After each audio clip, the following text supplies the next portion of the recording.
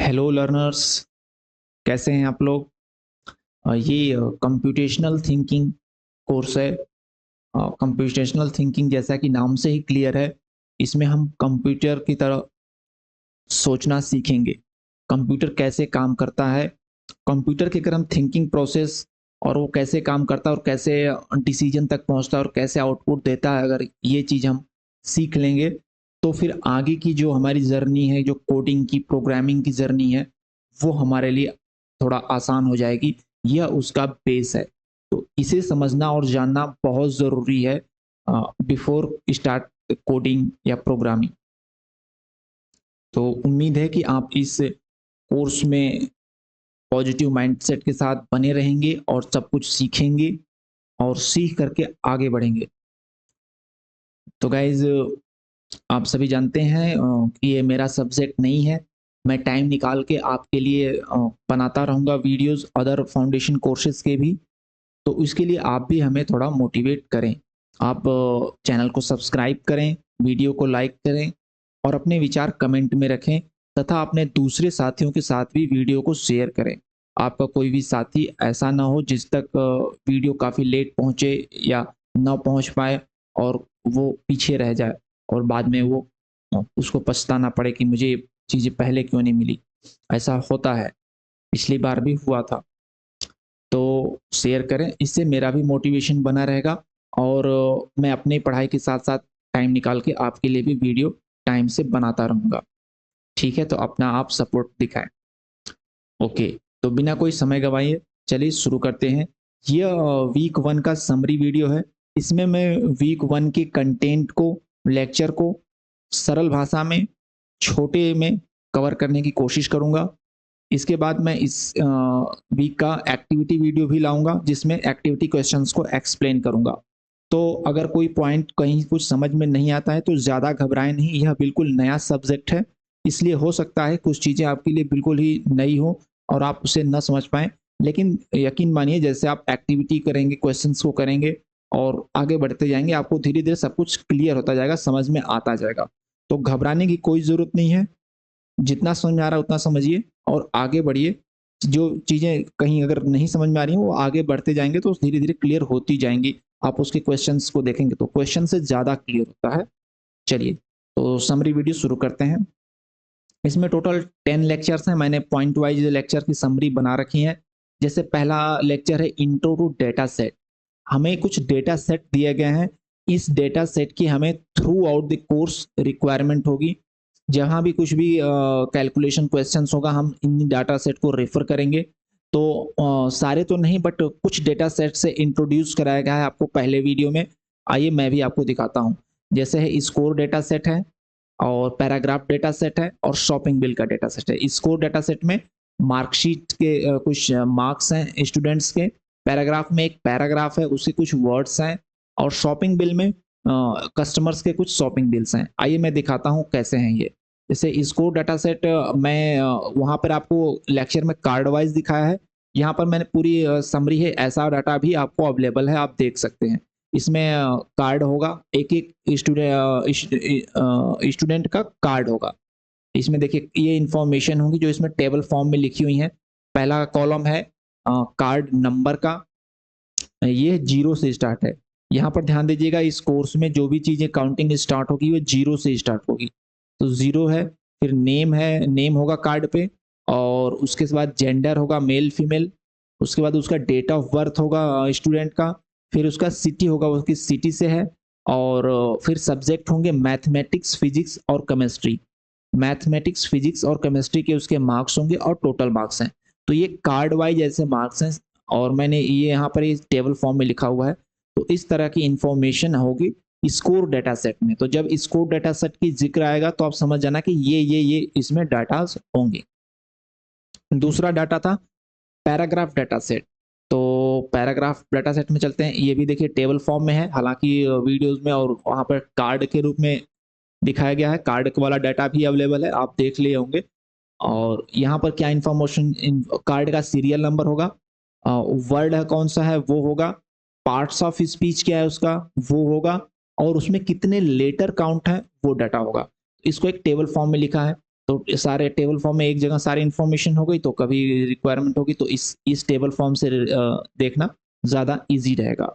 तीसरा data set जो दिखाएगा वो शॉपिंग बिल का दिखाएगा। तो शॉपिंग बिल को हम टेबल फॉर्म में इतना अच्छे से नहीं दिखा सकते, इसलिए हम शॉपिंग बिल को आपको सिर्फ कार्ड वाइज दिखाते हैं। शॉपिंग बिल कुछ इस तरह का होगा जिसमें स्टोर का नेम होगा, कौन से स्टोर का बिल है, जैसे बिग बाजार का बिल है। कस्टमर का नेम होगा, जैसे ये अद्वैत है। कार्ड का नंबर है, इसमें 8वां नंबर है ये।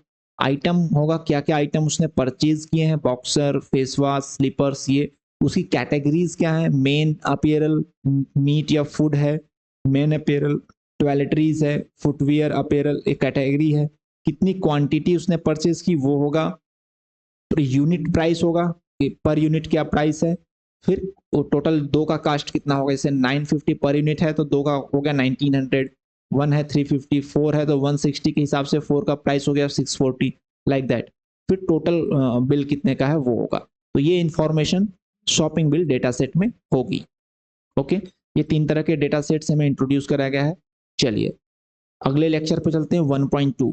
1.2 में जो सर ने बताया है वो बताया है इटरेशन एंड फिल्टरिंग।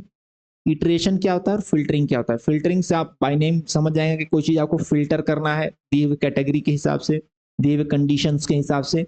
और इटरेशन का मतलब होता है वन बाय वन चीजों को देखना, काउंटिंग करना, उन पर जो है आगे बढ़ना, इटरेशन वन बाय वन।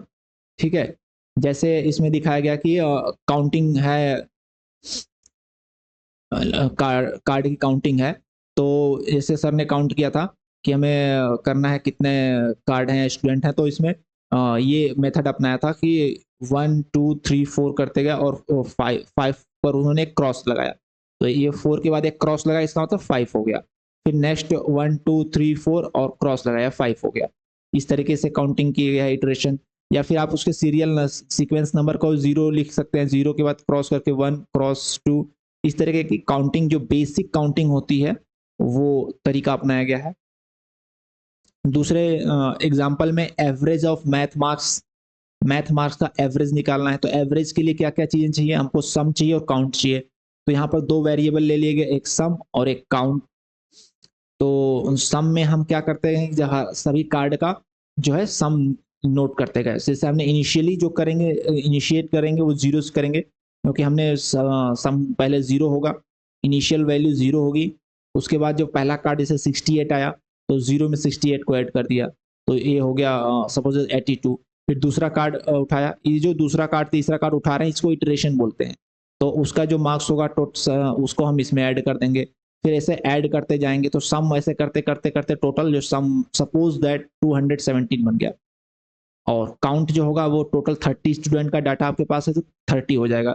जैसे जीरो होगा, फिर कॉट क्रॉस करेंगे 1, क्रॉस करेंगे 2, तो ऐसे काउंट करते करते बढ़ते 30 हो जाएगा। तो फिर एवरेज जो होगा, एवरेज इज इक्वल टू जो फॉर्मूला मैंने दे दिया, मैंने क्या दिया मतलब है ही सम डिवाइडेड काउंट, ऐसा करके आप निकाल लेंगे जो कि 72 पॉइंट समथिंग आ जाएगा। तो ये हो गया आपका इटरेशन एंड फिल्टरिंग।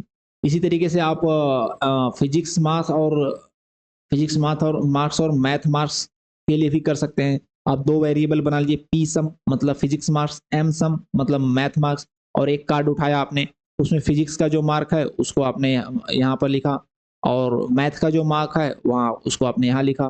फिर इस कार्ड को साइड कर दिया, फिर दूसरा कार्ड उठाया और उसके मार्क्स को इसमें ऐड करते गए, फिजिक्स वाले को और मैथ वाले को, फिर फिजिक्स वाले को, फिर मैथ वाले को, फिर फिजिक्स वाले को, फिर मैथ वाले को। एट द एंड आपको फिजिक्स का टोटल मिल जाएगा और यहाँ पर आपको मैथ का टोटल मिल जाएगा।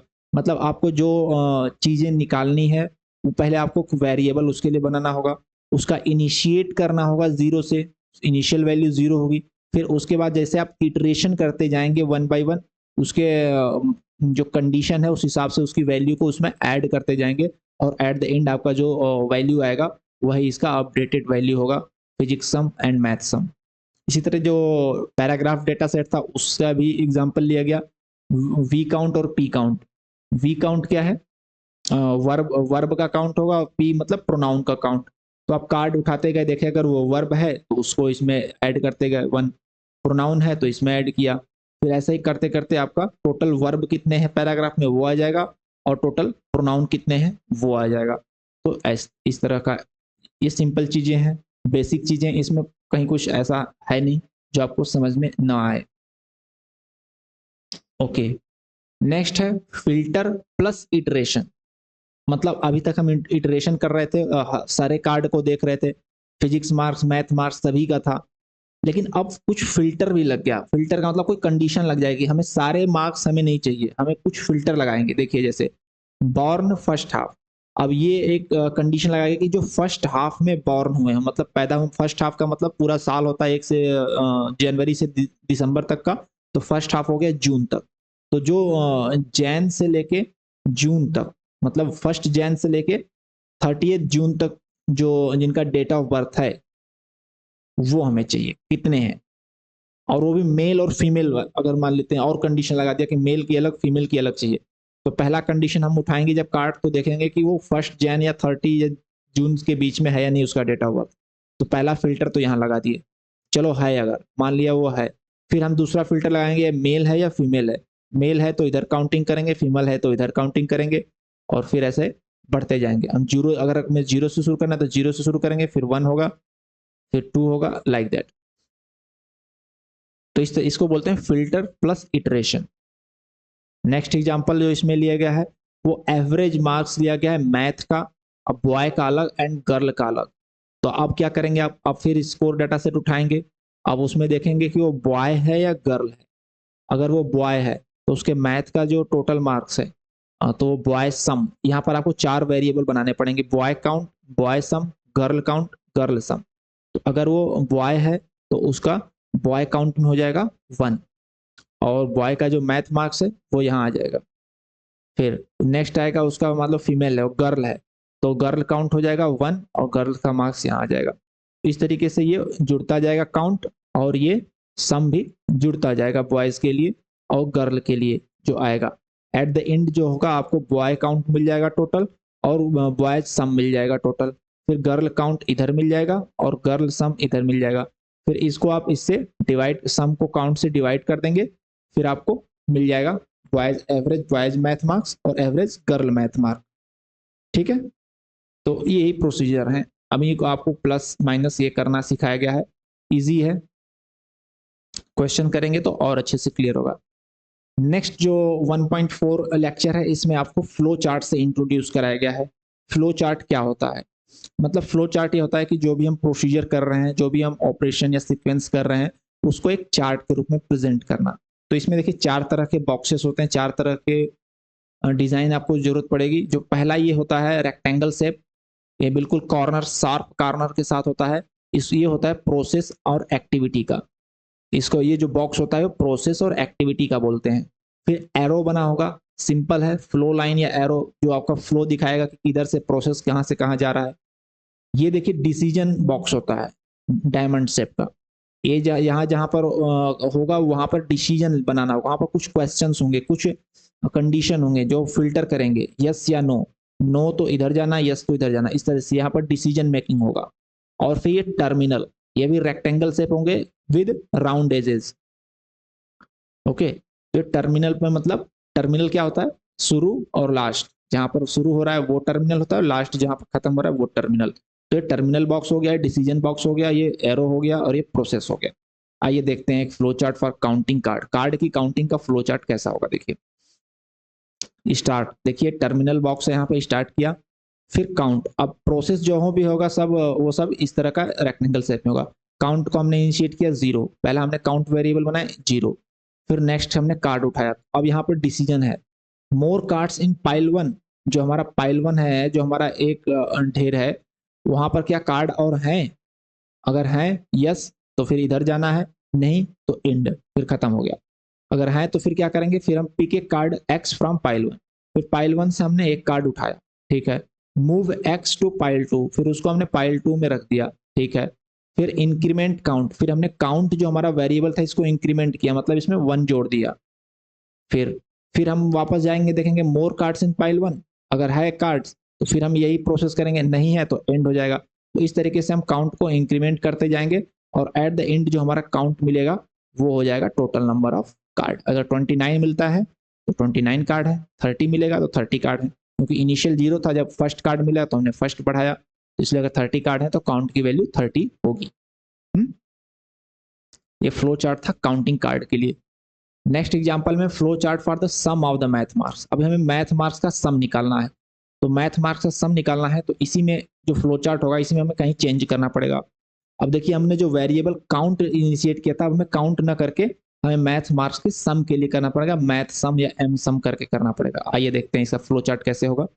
देखिए यहाँ पर सिर्फ सम ले लिया, सम भी ले सकते हैं, अगर कई सब्जेक्ट हैं तो एम सम लेते हैं, यहाँ पर सिंगल मैथ का ही है तो इसलिए सम इज इक्वल टू 0 ले लिया।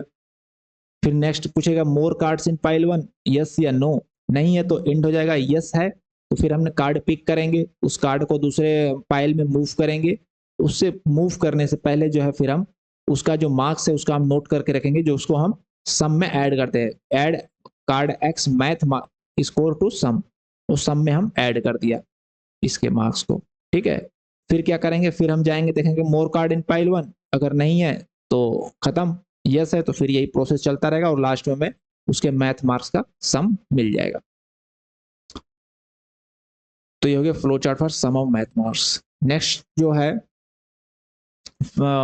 लेक्चर है 1.5 और इसमें जो बताया गया है, एक्सप्लेन किया गया है वो flow chart for the sum with filtering, मतलब हमें कुछ फिल्टर के साथ वही प्रोसेस करना है सम। ये देखते हैं इसमें क्या एग्जांपल है। जैसे how do we modify this sum to sum of boys math marks. अभी मैथ मार्क्स का सम हमारे हमने किया था लास्ट लेक्चर में, लास्ट स्लाइड में। अभी क्या है कि इसमें एक फिल्टर भी लगा दिया कि मैं बॉयज का मैथ मार्क्स चाहिए।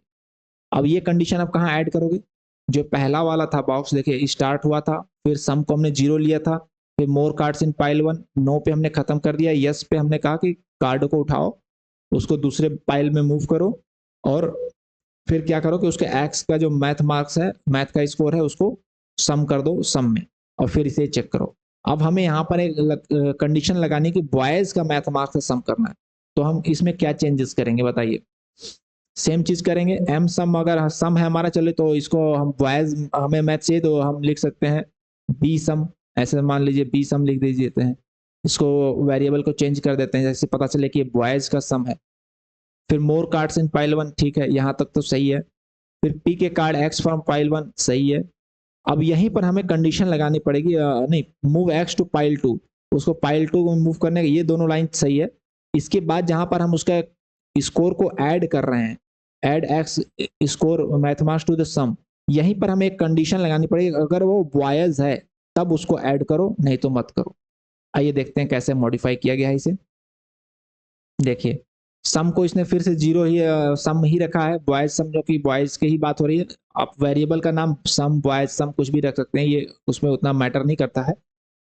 फिर आता है more cards in pile 1, no yes, yes है तो उठाया कार्ड को उसको पाइल 2 में मूव किया। अब यहाँ पर एक कंडीशन लगा दिया, डिसीजन बॉक्स बना दिया डायमंड वाला box, if x is a boy, yes या नो, अगर यस है बॉय है तब तो हम उसके मार्क्स को ऐड करेंगे स्कोर के साथ, अगर नहीं है तो हम ऐड वाला बॉक्स को स्किप कर देंगे, फिर ये नो वाला जो फ्लो है तीर है वो इधर से आकर डायरेक्ट इसमें मिलेगा और फिर से वही प्रोसेस चालू हो जाएगी एंड या फिर इधर। तो यहाँ पर आपने देखा कि यहाँ पर एक decision box diamond box add कर दिया गया जो कि फिल्टर कर रहा है कि अगर वो बॉय है या नहीं।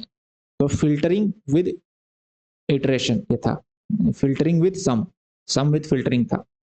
ओके, इसी तरीके से हमें चाहिए बॉय और गर्ल का दोनों का अलग अलग चाहिए, सपोज दैट मार्क्स चाहिए, तो फिर हमें दो वेरिएबल बनाने पड़ेंगे, गर्ल सम एंड बॉय सम। देखिए यहाँ पर बनाया, अब वहां पर सम सम लिया रहा था क्योंकि एक ही एग्जांपल था, अब यहाँ पर मैंने कहा गर्ल और बॉय दोनों चाहिए तो इसलिए गर्ल सम हो गया बॉय सम हो गया, दो काउंट वेरिएबल हो गए, इनिशिएट 0 से कर दिया। अब यहाँ पर मोर कार्ड्स इन पाइल 1, अगर नहीं है तो इंड कर देते हैं, है तो कार्ड को उठाया फिर उसको दूसरे कार्ड में मूव किया। अब हम चेक करेंगे if x is a boy तो यस, अगर बॉय है तो उसके मार्क्स को हमने बॉय सम में ऐड किया, अगर नहीं है तो उसके मार्क्स को हमने गर्ल सम में ऐड किया, और इस तरह से दोनों में ऐड करके फिर हम सीधे तीर पहुंचा देते हैं मोर कार्ड्स इन पाइल 1 और ये सर्किल चलता रहेगा और हमें लास्ट में गर्ल का सम और बॉय का सम मिल जाएगा। ठीक है, ओके, आप समझ गए होंगे। कुछ नहीं समझ में आता है तो आप कमेंट करिए, मैं उसमें कमेंट में आपका रिप्लाई करूंगा। तो अगला लेक्चर 1.6 जो है वो सैनिटी ऑफ डेटा के बारे में है। सैनिटी ऑफ डेटा का मतलब कि डाटा को चेक करना सही है या गलत, उसकी सच्चाई को जानना। तो कुछ इसमें ऐसे डेटा सेट की बात की गई है, उसमें कुछ ऐसे फॉल्ट की बात की गई है जिसको आप देख के समझ सकते हैं कि नहीं नहीं ये कुछ मिस्टेक से हो गया है, गलती से किसी ने कर दिया है, ऐसा डाटा हो नहीं सकता। जैसे अगर डेट ऑफ बर्थ में जो डेट है सपोज 32 जनवरी लिख दिया गया, तो ये आप देखते ही समझ जाओगे कि 32 जनवरी तो होता नहीं है, तो इस तरह का मतलब ये मिस्टेक है। तो इस सैनिटी ऑफ डाटा ये होता है कि जिसको आप देख के फर्स्ट साइट में आप पकड़ लो कि ये तो ऐसा नहीं, गलत है, कुछ गलती हुई है इसमें। 2 हो नहीं सकता है।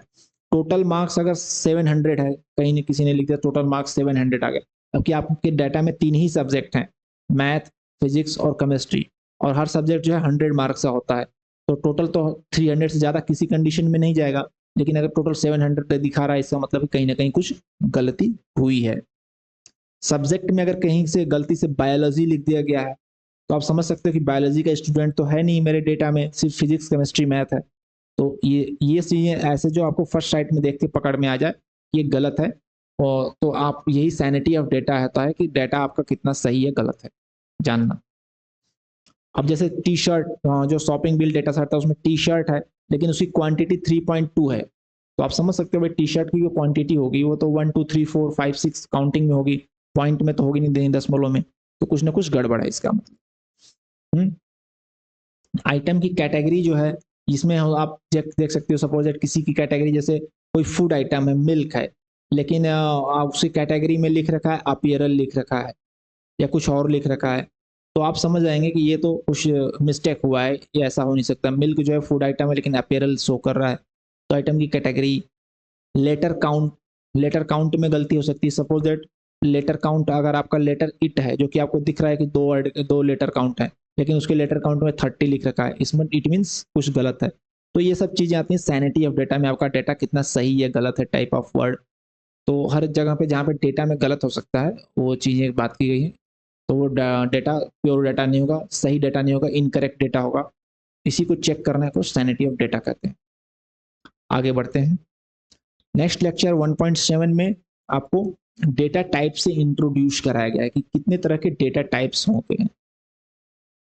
तो इसमें 3 डेटा टाइप्स आपको इंट्रोड्यूस कराया गया है। पहला है Boolean data type. Boolean data type क्या होता है? बुलियन वैल्यू होती है ट्रू और फॉल्स। जहां पर आपका आंसर ट्रू या फॉल्स में मिल रहा होगा वो होगा आपका Boolean data type.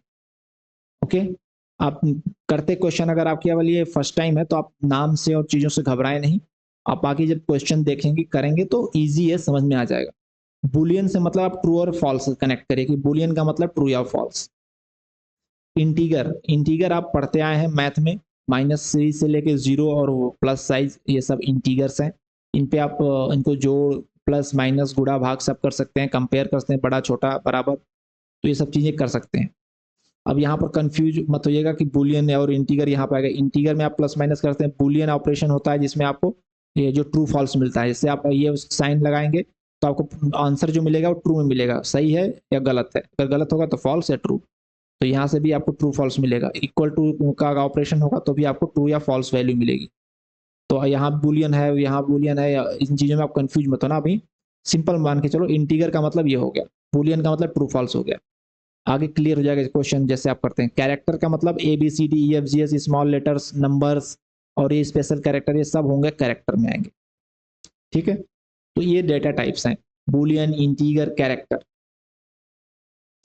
Next lecture जो 1.8 है इसमें आपको इसके सब टाइप्स बताया गया।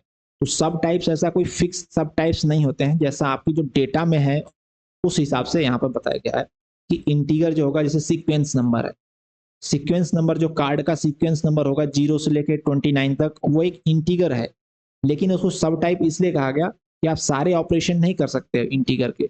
इसमें आप सीक्वेंस नंबर को प्लस करने का कोई मतलब ही नहीं है, जैसे कोई सीक्वेंस नंबर 3 है और कोई सीक्वेंस नंबर 4 है, तो इसको आप जोड़ोगे नहीं जोड़ोगे, इसका कोई मतलब ही नहीं है 3 एंड 4 सीक्वेंस नंबर को ऐड करने का।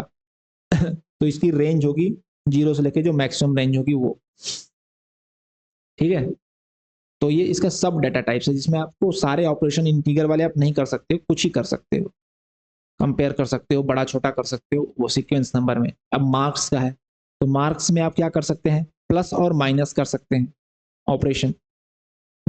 मार्क्स के जो दो मार्क्स को मल्टीप्लाई करने का तो कोई मतलब, जैसे फिजिक्स का कोई मार्क्स है 62 और मैथ का मार्क्स है 72, तो आपको इसको मल्टीप्लाई करने का तो कोई ऑपरेशन मतलब हुआ नहीं। आप दोनों का प्लस निकाल सकते हो, सम निकाल सकते हो, माइनस कर सकते हो कि कौन सा मार्क्स ज्यादा है, कितना ज्यादा है, लेकिन मल्टीप्लिकेशन और डिवीजन का कोई मतलब है नहीं, सीक्वेंस मतलब तुक है नहीं। तो इसलिए ये इसके सब डाटा टाइप्स हो गया। मार्क्स जो हो गया इंटीगर का एक सब डाटा टाइप है। काउंट जो हो गया इस तरीके का इंटीगर में, तो काउंट पे भी आपको कुछ ऑपरेशन कर सकते हो। जो हमारा कैरेक्टर डाटा रहता है जिसमें ए बी सी डी, बड़ा छोटा और जीरो से लेके काउंटिंग थी, तो इसमें जो सब डाटा टाइप में आएगा जेंडर आएगा। जेंडर में क्या होता है, मेल या फीमेल, तो एम होगा या एफ होगा।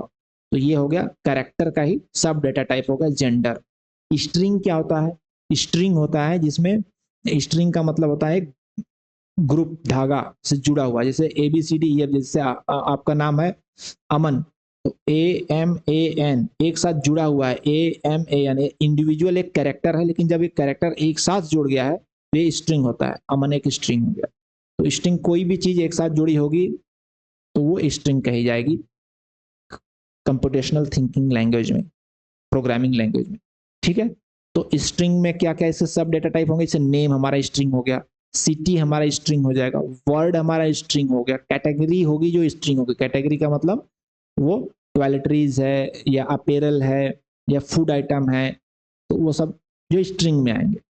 ठीक है, ओके। अब आता है लेक्चर 1.9। 1.9 में क्या बताया गया, ट्रांसफॉर्मेशन ऑफ सब डेटा टाइप्स।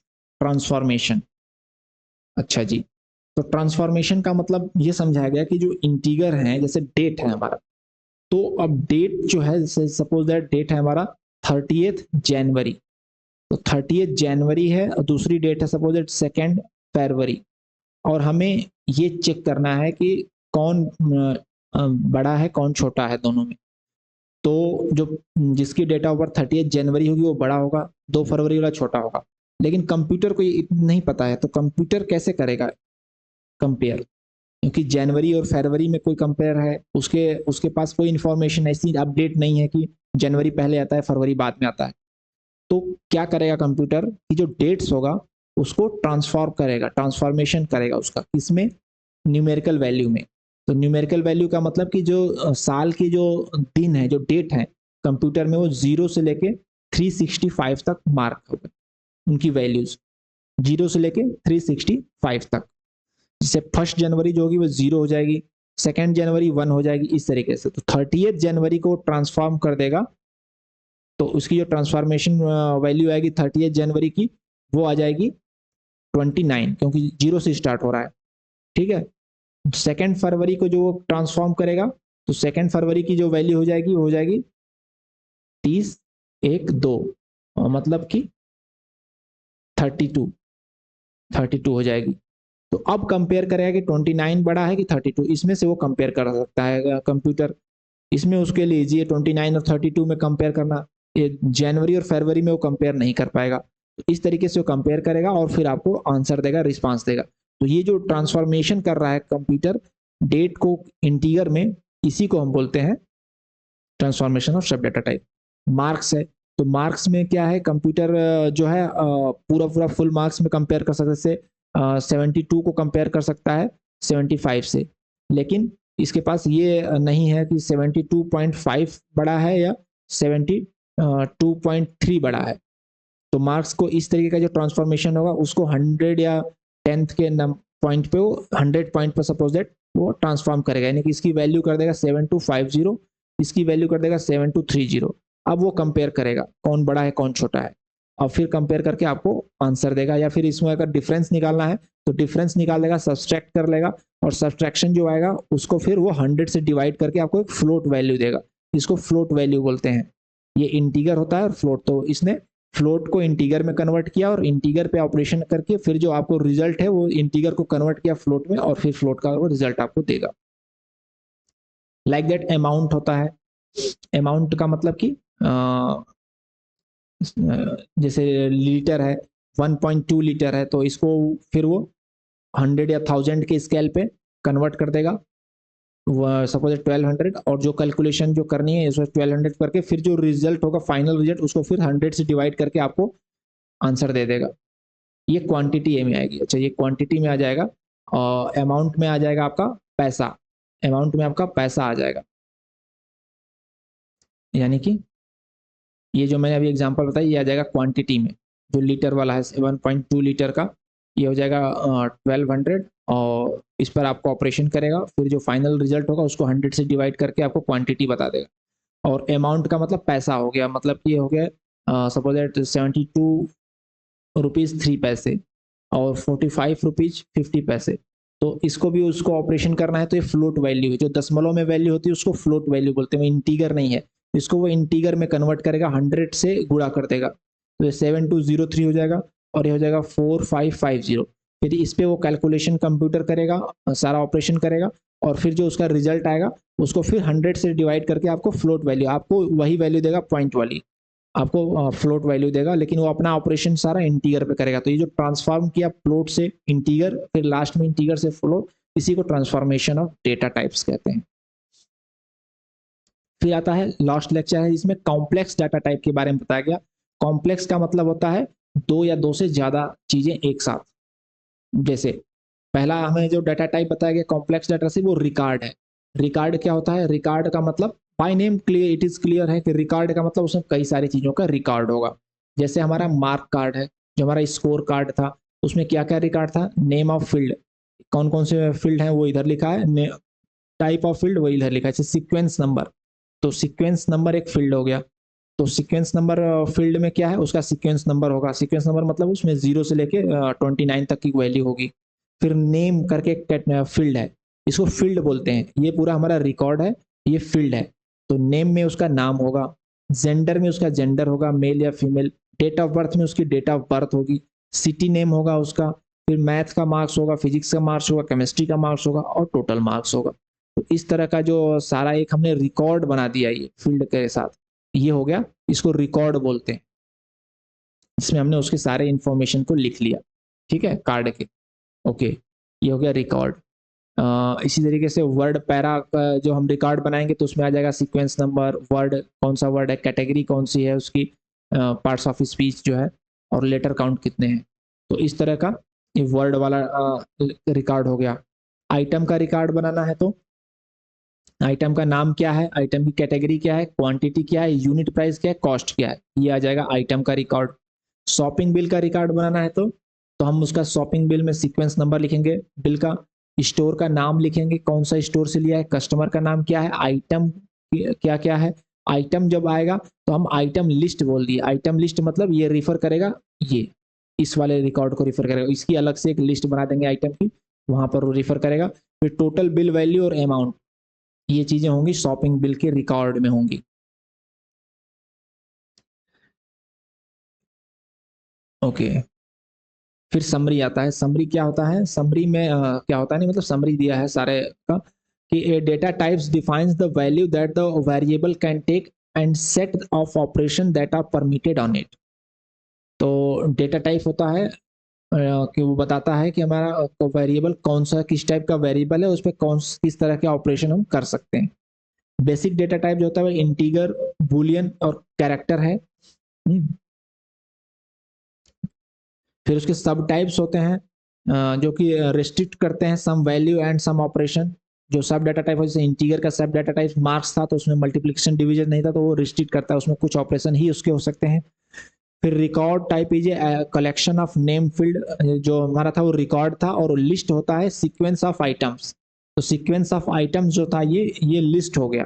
लिस्ट का मतलब उसमें एक तरह के आइटम्स होंगे, तो लिस्ट हो गया। Type is a sequence of item all of which are usually of the same data type. Same data types का होता है, अलग अलग भी हो सकता है, बट नॉर्मली वो सेम डेटा टाइप का लिस्ट होगा। तो अगर इस यहाँ तक अभी आपको कुछ समझ में नहीं आया तो घबराए नहीं, अभी हम एक्टिविटी वाला क्वेश्चन करेंगे, और जैसे जैसे हम कोर्स में आगे बढ़ेंगे चीज़ें और क्लियर होती जाएंगी। तो घबराने की कोई बात नहीं, बहुत ही ईजी चीज़ें हैं, बहुत ही आसान चीज़ें हैं, अभी तक तो चल रही है, तो आगे भी सब क्लियर ही रहेगा। ठीक है, होप कि आपको समझ में आया होगा। चलिए, थैंक यू, मिलते हैं अगले वीडियो में।